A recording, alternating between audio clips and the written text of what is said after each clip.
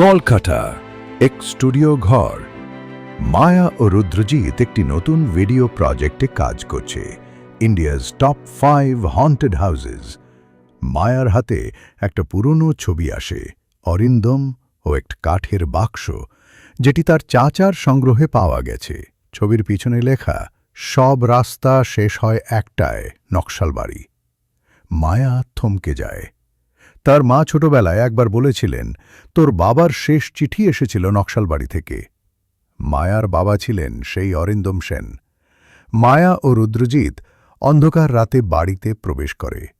বাড়ির গেট আজও সেই মতোই জংধরা, আর গাছে জড়িয়ে থাকা বেল লতা যেন কাউকে আটকানোর চেষ্টা করছে। বাড়ির ভেতরে পা দিয়েই রুদ্রজিৎ বলে, ক্যামেরা অফ হয়ে গেল।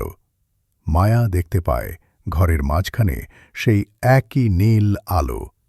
হঠাৎই রুক্মিণী দাসী দরজার বাইরে এসে বলে, এই বাড়ি মানুষ খায়, যাও, ফিরে যাও। ঘরে আবার সেই বাক্স পাওয়া যায়। খুলতেই চামড়ার বই। এবার মায়া খোলার সঙ্গে সঙ্গে পুরো ঘর কম্পন শুরু করে। আয়নায় আবার সেই মহিলা দেখা যায়। এবার সে কিছু বলে। অরিন্দম ফিরতে চেয়েছিল, কিন্তু ফিরে যেতে দিলে কে?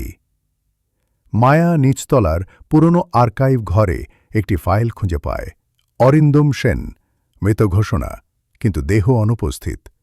বস্তুত সে আজও বেঁচে, তান্ত্রিক যজ্ঞের ফাঁদে আটকে থাকা এক প্রেতাত্মা, যাকে নীল আলোয় বন্দী করে রেখেছে সেই নারী, এক কালী সাধিকা, যে আজও আত্মা খুঁজে বেড়ায় নিজের যজ্ঞ সম্পূর্ণ করতে। মায়া বুঝে যায়, তাকে ব্যবহার করেই এই আত্মা আবার যজ্ঞ সম্পূর্ণ করতে চায়। মায়ার রক্ত প্রয়োজন, কারণ সে অরিন্দমের রক্তের উত্তরসূরি। তবে শেষ মুহূর্ত